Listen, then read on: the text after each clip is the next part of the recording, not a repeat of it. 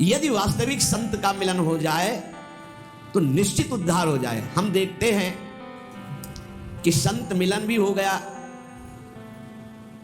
और हमारा कल्याण नहीं हुआ, हमारा दोष नहीं नष्ट हुआ, तो इसका मतलब है कि अभी हम उनकी आज्ञा पर नहीं हैं। जो आज्ञा कर रहे हैं उनका हम पालन नहीं कर रहे।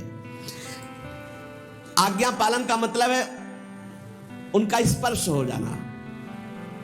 तो स्पर्श में अगर थोड़ी भी अंतराय बनी रही तो पारस लोहे को सोना नहीं बना पाता।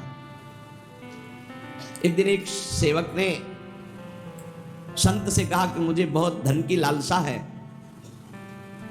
उनका मैं स्नान करके आता हूं, कुटिया में पारसमणि रखी, फिर दे दूंगा, आप अपने घर में लोहे में छुआ लेना तो सब सोना बन जाएगा, बड़े धनी हो जाओगे। वो स्नान करने के लिए गए नदी में, उसको बेचैनी हुई, पूरी कुटिया में ढूंढ डाला, कहाँ है पारसमणि। अब छोटी कुटिया पूरा ढूंढ डाला, कहीं नहीं मिली पारसमणि। संत जी आए तो उनका भगवान इस कुटिया में पारसमणि कहाँ आपने छुपा रखी? छुपा क्या रखी? वो सामने रखी, लोहे की डिबिया में रखी, ला उठा के उनका भगवान ये पारस कैसे हो सकती? जब लोहे की डिबिया कोई सोना नहीं बना पाई तो ये आप हमको क्यों बहलावे में डाल रहे हैं कि हम पारसमणि दे देंगे, आप लोहे में स्पर्श कराकर सोना बना लेंगे। तो उनका रुक जाओ, खोला और रुई का बीच में भेद है, पर्दा है। बोले देखिए लोहे की डिबिया और बीच में रुई और ऊपर पारसमणि, इसलिए सोना नहीं मिला। यही हटा करके सीधे स्पर्श कराया और सोना बन गए। जब तक हम मनमानी अहंकार से प्रेरित होकर आचरण करेंगे तो संत संग होने पर भी स्पर्श प्राप्त नहीं हुआ, नहीं तो लोहा स्वर्ण बन जाता है पारस के स्पर्श से। और संत आप सदिश चाहे सबकी ना, वो अपने समान बना देते हैं। संत मिले, लाभ नहीं हुआ, इसका मतलब है आपने सत्संग को धारण नहीं किया, आज्ञा पालन नहीं की, मनमानी आचरण किए। लेकिन फिर भी तुम्हें निराश नहीं होना। ध्यान दीजिए, संत बहुत बड़े धनी हैं और हम दरिद्र हैं। तो एक और प्रणाली है, वसीयतनामा। अपनी संपत्ति को अनाधिकारी को भी दे सकते हैं। तभी कहा है कि संतन के संग लाग तेरी अच्छी बनेगी।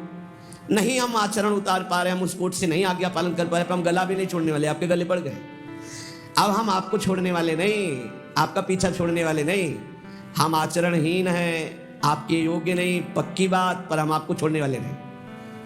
ऐसे पीछे पड़ जाए, वो दुत्कारे, चलो उनके पीछे पड़ जाओ।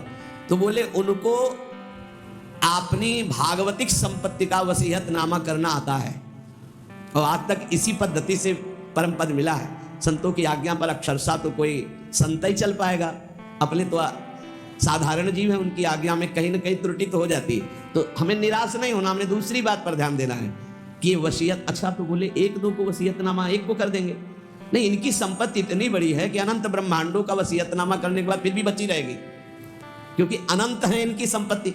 भगवान का एक नाम अनंत है, अनंत संपत्ति है।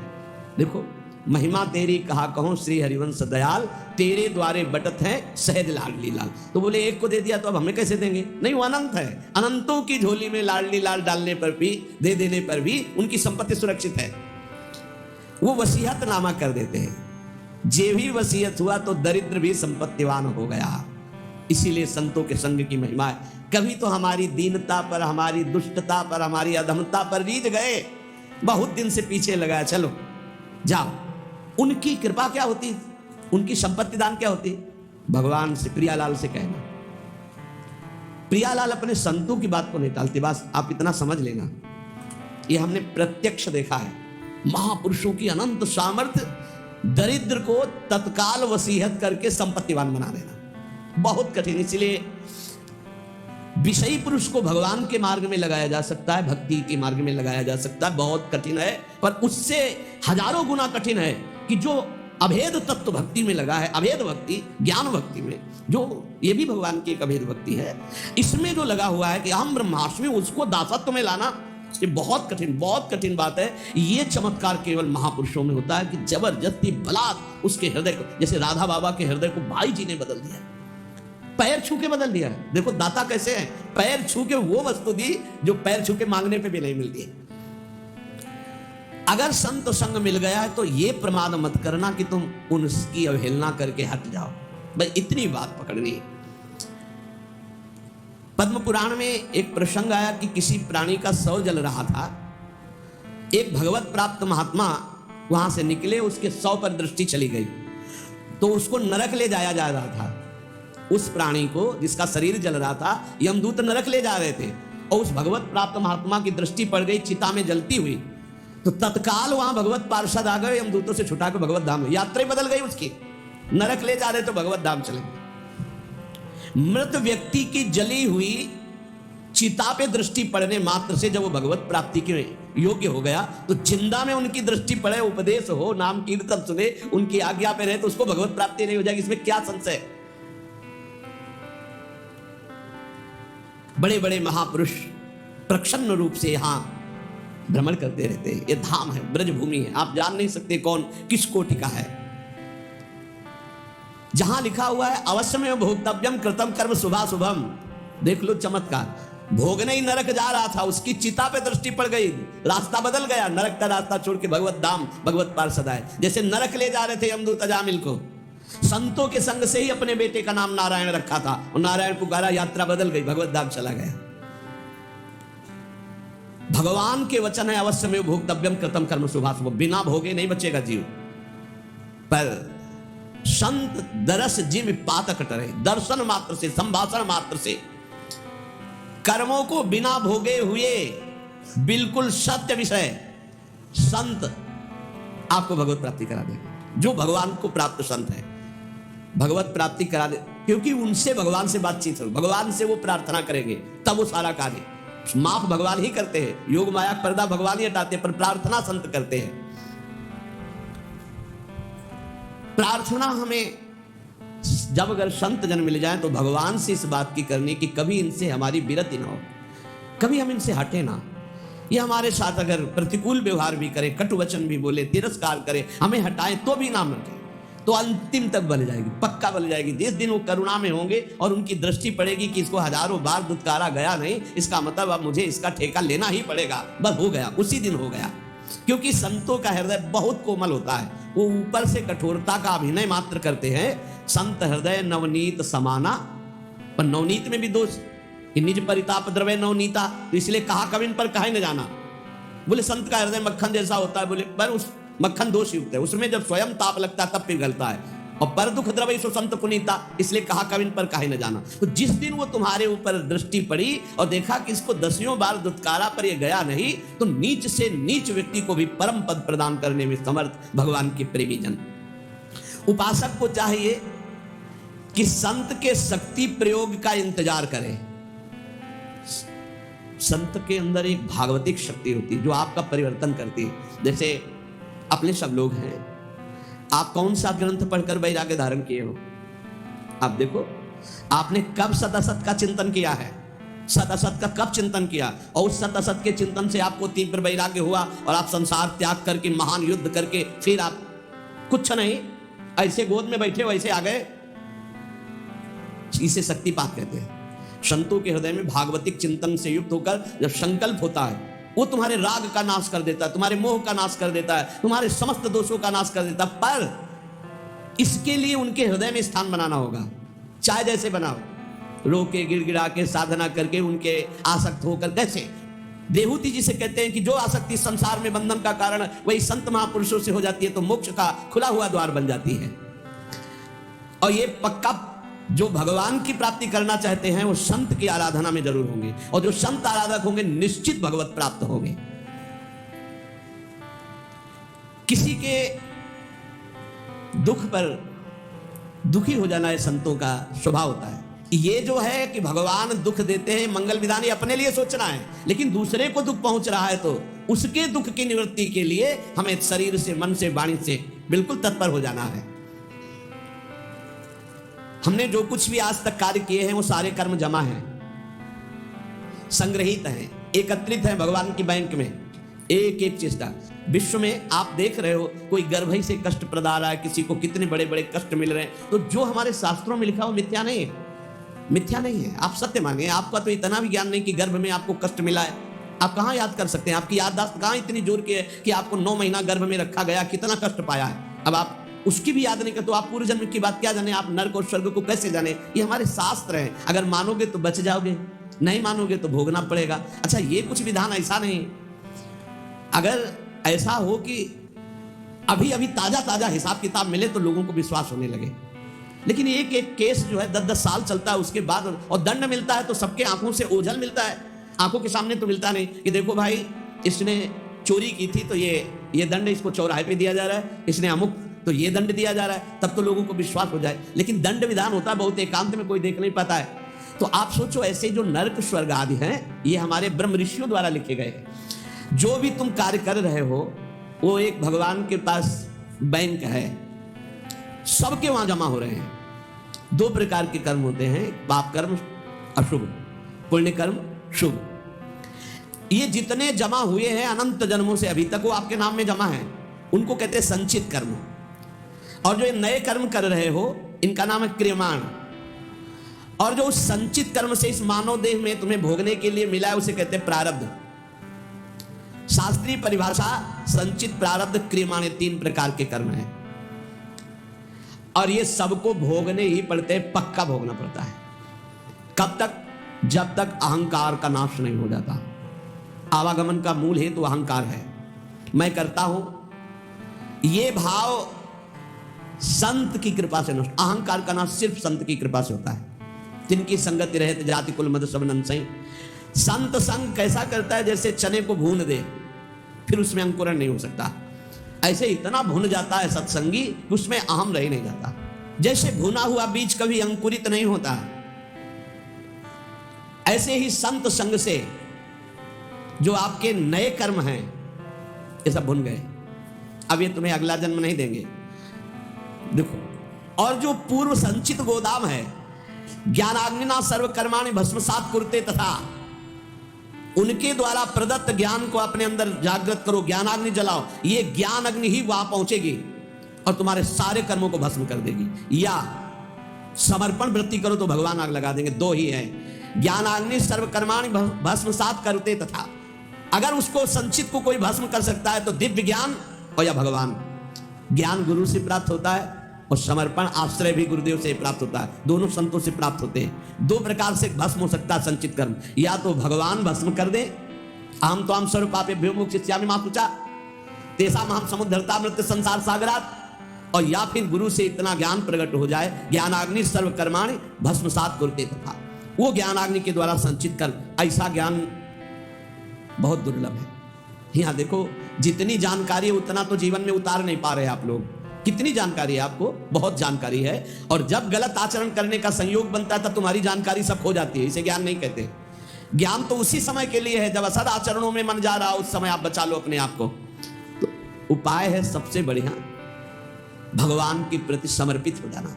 बस चित्ता सर्व दुर्गाणि मत प्रसादात् तरिष्यति। जिसने मेरे में चित्त लगा दिया सब दुर्गुण नष्ट हो जाते हैं और मैं उनके संचित कर्मों को भस्म कर देता हूं। हम त्वाम सर्वपापेभ्यो मोक्षयिष्यामि मा शुचा।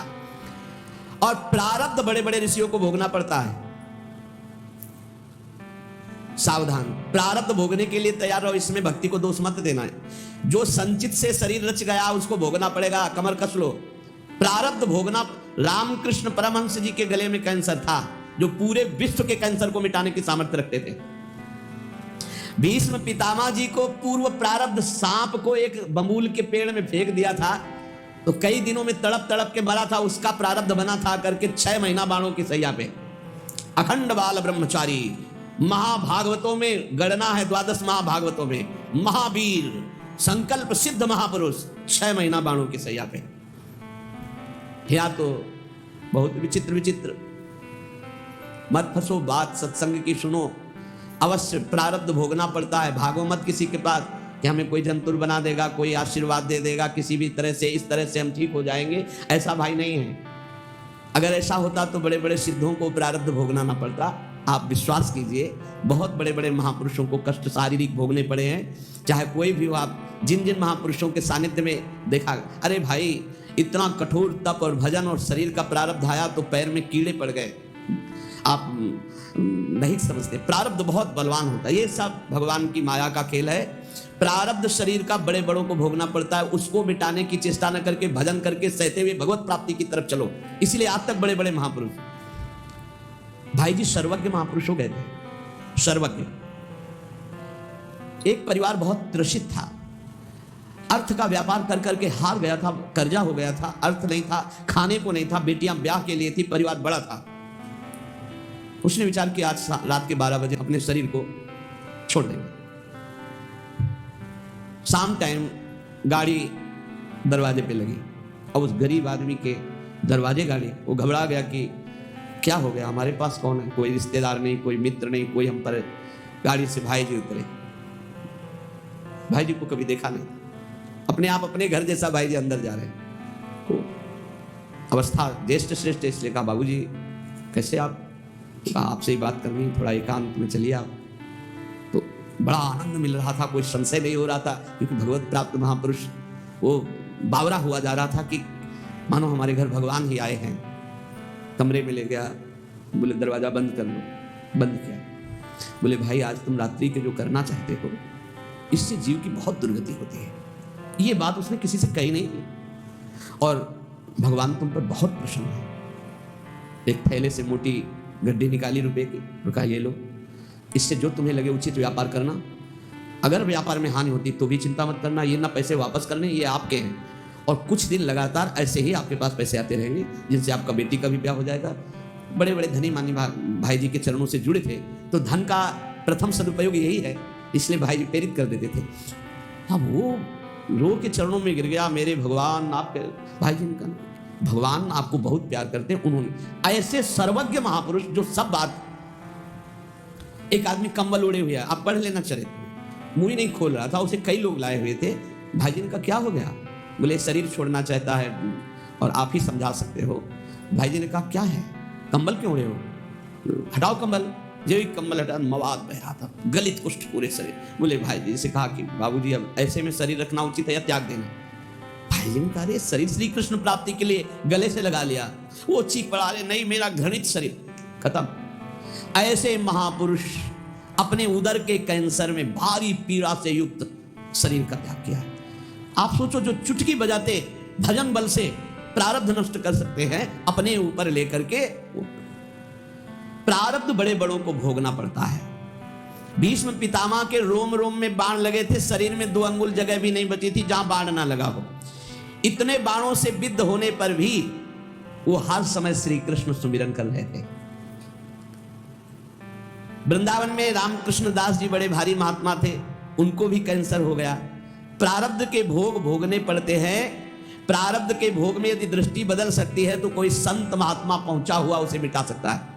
वो भी मिटाते क्या है, सब समेट के अपने ऊपर ले लेते हैं। आप सच्ची मानिए, संतों की कृपा हम कैसे, आपने कई बार सत्संग में सुना होगा, अपने ऊपर प्रारब्ध लेकर अपने पैर को कटवा दिया, लेकिन एक गरीब आदमी के कैंसर को अपने ऊपर लेकर मिटा दिया। ऐसे तो बहुत से संतों के चरित्र देखे गए हैं। हम लोगों को चाहिए कि प्रारब्ध मिटाने की कोशिश न करके भजन करके भगवत प्राप्ति की चाह करें। भगवान सबके मन में ही बैठे हुए देख रहे हैं। मन से ही दुख सुख होता है। जब आप भजन करेंगे तो प्रारब्ध का आपको दुख नहीं होगा, भोगने में बड़ा आनंद आएगा। भला दुख भोगने में आनंद आता है, लेकिन आनंद आता है कब, जब मन भगवान से जुड़ा होता है। आप ये समझ लीजिए, दुख भोगने में बड़ा आनंद आता है जब मन भगवान से जुड़ा होता है। मन में भगवान बैठ जाते, आनंद ही आनंद। प्रारब्ध का भोग 3 प्रकार से होता है, एक स्वेच्छा से, एक अनिच्छा से और एक परीक्षा से। हमारे मन में हमारा प्रारब्ध भोग प्रेरणा करता है और हम कुछ अपने साथ गलत कर बैठते हैं। गलत चेष्टा, वो बहुत बुरा प्रारब्ध होता है। जैसे जल में छलांग लगा दी, पेड़ में लटक गए, आग में कूद गए, जहर खा लिया या कुछ ऐसा, ये बहुत बुरा प्रारब्ध होता है।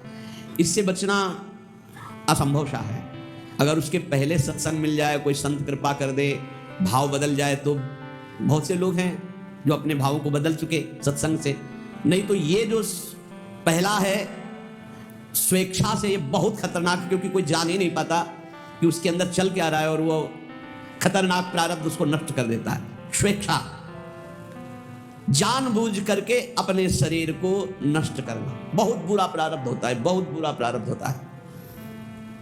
स्वेच्छा का प्रारब्ध बहुत भयानक होता है। ये तभी मिट सकता है जब किसी महापुरुष का संग मिल जाए और उनके वचनों से हमारा चिंतन बदल जाए। वो चिंतन तभी बदलेगा, पाप हल्के होते हैं दर्शन से, संभाषण से, उनकी कृपा से। तो कहते हैं ना, आपने बचा लिया, नहीं तो हम तो शरीर को नष्ट कर देते। मतलब उनकी विचारधारा को परिवर्तित कर दिया गया, क्योंकि स्वेच्छाकृत प्रारब्ध है, ये आपके अंदर है बैठा हुआ, मार देगा। कभी किसी के अंदर अगर भयानक पाप बन जाएगा तो ये जागृत हो जाएगा कि क्या करूं, शरीर छोड़ दूं क्या, ऐसा आने लगेगा, भारी प्रारब्ध। ऐसी स्थिति में फौरन किसी संत महात्मा से मिलो और अपने मन की बात उनसे, जो आपकी बात सुन सके, आपको बहुत सीरियस ले सके, समझा सके, उनसे मिलो और अपने स्वेच्छा प्रारब्ध का नाश करा सकते हो। यदि उनकी बात में लग गए तो प्रारब्ध भी बदल सकता है। ये भगवान के प्रेमी जनों में बड़ी सामर्थ्य है। ये स्वेच्छाकृत प्रारब्ध बड़ा भयावना होता है। बहुत सुविधाएं सब हैं, कोई बात एकदम मन में लगी, इतनी विपरीत होती चली गई तो प्रारब्ध भोग आपको वैसे ही प्रेरित करता चला गया, ऐसा स्वेच्छाकृत। और एक होता है अनिच्छाकृत। अब वो छलांग लगाई थी कूद करके जल में, और उसको पता नहीं था जहां छलांग लगाई ऊपर से नीचे 2-3 हाथ के नीचे उस सीमेंट की बहुत बड़ी बांध थी, वो सीधे 50 हाथ ऊपर से कूदा, खोपड़ी के बल से खोपड़ी फटी, मर गई। यद्यप उसकी इच्छा नहीं थी, प्रारब्ध ने मार दिया। अनिच्छा प्रारब्ध। आप जा रहे हैं, अचानक पैर फिसला, मुंह के बल गिरे, अचानक पैर फिसला, हाथ पैर टूट गए, आप चाह नहीं रहे। ये एक है चाह वाला स्वेच्छा प्रारब्ध, और एक है ये अनिच्छा प्रारब्ध। अनिच्छा प्रारब्ध संयोग बना देता है। बाथरूम में गए, एकदम फिसल गया, एकदम गिरे, ऐसे नहीं, वहां तो जा रहे थे स्नान के लिए, लेकिन पैर फिसल गया। किसी कार्य के लिए, बड़े मंगल कार्य के लिए जा रहे हैं, लेकिन अनिच्छा प्रारब्ध है, बहुत जोर का ये भी होता है। प्रारब्ध तो प्रारब्ध है। अनिच्छा प्रारब्ध किसी की इच्छा नहीं, लेकिन संयोग आपके नष्ट करने का बन जाएगा, संयोग बन जाएगा। वो किसी व्यक्ति से भी हो सकता है। आप आराम से चले जा रहे हैं, उसको नींद आ गई और गाड़ी चढ़ा दिया पे, उसकी ना इच्छा है ना आपकी इच्छा है, अनिच्छा प्रारब्ध। अब 1 मिनट पहले वहां से निकल जाते तो जो ऊपर की बालकनी थी उनके ऊपर ना गिरती, मस्ती से आराम से जा रहे, ठीक समय पे बालकनी नीचे गिर के मर गए। बैठे चाय पी रहे, पेपर पढ़ रहे, पीछे की दीवार गिर गई। अनिच्छा प्रारब्ध बहुत तरह का होता है। अनिच्छा प्रारब्ध को मिटाने के लिए भी भगवद आराधना, संत संग। कई बार आपसे प्रार्थना की है, अगर आप याद किए हो सत्संग में, कि आप जब अपने घर से निकले तो 5 महाभागवतों का नाम जरूर ले लें, बिल्कुल आपका हर प्रारब्ध संयमित हो जाएगा। आप ध्यान रखना, भक्ति भक्त भगवंत गुरु चतुर नाम बपु एक, इनके पद बंधन के नासत विघ्न अनेक। हमारी हाथ जोड़ के प्रार्थना है कि इतना बड़ा विघ्न जिसे कोई विघ्नराज नहीं काट सकते, वो भक्तों का स्मरण काट सकता है। अजहू सोच विचार के गई भक्तन पद ओट, हरि कृपाल सब पाचली छम है तेरी कोट। उचित समझो आप अगर, तो अपने यहाँ जो श्रृंगार के बाद भक्त नामावली होती है, बहुत छोटा भी है, बहुत से संतों के नाम हो जाते हैं। अब जैसे ध्रुवदास जी के है तो काफी बड़ी है। अगर ऐसा भी ना हो तो 10-5 महापुरुषों के नाम याद कर लो। तो जब आप घर से निकलो तो पहले उनके स्मरण कर लो। हरिवंश महाप्रभु की जय, स्वामी हरिदास जी महाराज की जय, हरिराम व्यास जी की जय, हरिव्यास देवाचार्य जी की जय, नागरीदास जी की जय, सेवक जी महाराज की जय, ध्रुवदास जी, जो संत याद आवे, कबीरदास जी महाराज की जय, रहीमदास जी महाराज की जय। सब भगवान में लगे हुए प्रेमी जन जो है, जितने भी भक्तों की याद आवे, आप पक्का समझ, जब आपको भय का अवसर लगे, हमारी प्रार्थना मान लेना, भक्तों का नाम स्मरण करने लगना। आप देख लेना, चमत्कार देख लेना। इनके पद बंधन के नासत विघ्नाने, अजहू सोच विचार के गई भक्तन पदोट, हरि कृपाल सब पाचली क्षमे हैं तेरी। बड़े बड़े संकटों को, प्रारब्धों को ऐसे भक्ति स्मरण नष्ट कर देगा। घर से निकलो सुरक्षित रहने की भावना में, आप भक्तों का स्मरण तो जरूर करके निकलो। भगवान के स्मरण से भी जोरदार पावर भगवान के भक्तों के स्मरण में। ये बात तुम्हारी समझ में आ जाए तो बात है। हरि को पुकारो लाखों बार, और हरि के प्रेमी का एक बार नाम ले लो तो उतना काम बन जाएगा। भक्तमाल जी में लिखा है। ये अनुभव की बात कहते हैं, और बड़े हृदय की बात है। अगर आपको पकड़ में आ जाए तो आ जाए। अनिच्छा प्रारब्ध बहुत भयानक होता है। स्वेच्छा प्रारब्ध तो कुसंग से होता है, जब सत्संग नहीं मिला है तो चलता रहता है, फिर वो निकृष्ट भावना। अनिच्छा प्रारब्ध आपकी इच्छा नहीं, सामने वाले की इच्छा नहीं, घटना भक्त चिंतन। जब घर से निकलो तो 5 भक्तों का कम से कम स्मरण। ये बिहारी जी के सामने हमको भक्तमाली जी ने बताया था। ऐसे बिहारी जी तो हमने उस दिन यही समझा कि बाकी बिहारी जी हमें उपदेश कर रहे हैं। दर्शन हो रहे थे, पास में आके खड़े हुए बोले, बाबा दंडवत। बाबा अगर 5 भक्तों का रोज स्मरण कर ले तो 24 घंटा सुरक्षित रहेगा, उसमें कोई विघ्न नहीं आएगा। पकड़ा कि बिहारी जी बात कर रहे हैं, बिहारी जी हमें उपदेश दिला रहे हैं। देखो आंख खुलते ही गुरुदेव भगवान, आंख खुलते सबसे पहले गुरुदेव भगवान को नमन, फिर जो स्वाभाविक चिंतन चलता है, और फिर जे भी टहलने के लिए बस शुरू। प्रहलाद नारद पराशर पुंडरीक व्यास अम्बरीश सुख सौनक विष्णुदाल्व्यान रुक्मांगदा अर्जुन वशिष्ठ विभीषणादीन पुण्यानि मानि परम भागवतान स्मरामि वाल्मीकि सनकासनंदन तरुर्व्यासो वशिष्ठो भृगुर जाबालिर जमदग्नि कच्छ जनको गर्गोंगिरा गौतमा मानधाता ऋतुपर्ण वैन सगरो धन्यो दिलीपो नलः पुण्यो धर्म सुतो ययाति नवसु कुर्वन्तु मंगल हम सोएन साधन सो पंग। शुरू भक्तों का नाम पहले मान लो, अगर ये बात मान लोगे तो जान जाओगे, जीत जाओगे। जिसने भक्तों की वोट ले ली, भगवान सर्व मंगल कर देते। हमारी प्रार्थना मान लेना। अरे कुछ नहीं याद है तो ऐसे तो बोल सकते हो, प्रहलाद जी की जय हो, नारद जी की जय हो, ध्रुव जी की जय हो, ऐसे तो बोल सकते हो। ज्यादा नहीं याद है तो अभी वर्तमान के संतों में कोई छोटा बड़ा नहीं होता। शालिग्राम की बट्टियां सब बराबर होती, तुलसी जी का पौधा सब बराबर होता है, चाहे छोटा हो चाहे बड़ा हो। ऐसे भगवान के सब भक्त समान होते हैं। ये जो परीक्षा का प्रारब्ध है, ये आता है कि जैसे हमने पूर्व जन्म में किसी को अपमानित किया, गाली दी है, दुख दिया है, पाप कर्म, वो हमको आके बिना हमारे किसी उपद्रव के वो आके गाली देगा, वो हमारी निंदा करेगा, वो बेमतलब, हमारा उससे कोई मतलब नहीं, पर वो परीक्षा का प्रारब्ध है। इसे भोगना सीखे, इसे मिटाना ना चाहे। परीक्षा का प्रारब्ध, बेमतलब वो बैर कर लेगा, बेमतलब आपकी निंदा करेगा, बेमतलब अपराध, तो शांत भाव से सह जाओ, इसे सहना सीखो। दूसरे के द्वारा दिया हुआ जो हमको दंड है वो हमारा ही कर्म है, परीक्षा प्रारब्ध, वो पूर्व का कर्जा चुक रहा है।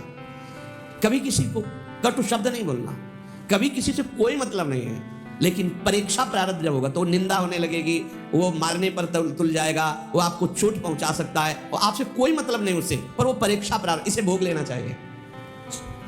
स्वेच्छा प्रारब्ध मिटाओ सत्संग के द्वारा, संत कृपा के द्वारा। अनिच्छा प्रारब्ध मिटाओ खूब भजन साधन अनुष्ठान करके, और परीक्षा प्रारब्ध को भोग ले, जो शरीर पे जैसे भी विधान आवे, और इसी जन्म में भगवत प्राप्ति कर। और हमें तो लगता है कि ना स्वेच्छा ना अनेक्षा ना परीक्षा, भगवत इच्छा में स्थित हो जाए, जो ही प्यारो करे सोई मोहि भावे, तो सब खत्म हो गया। सच्ची मानिए, फिर ये दिमाग में नहीं आएगा कि हम इसका मंगल करें, क्योंकि ये तो प्रभु को समर्पित हो गया है। अब क्या मंगल करना।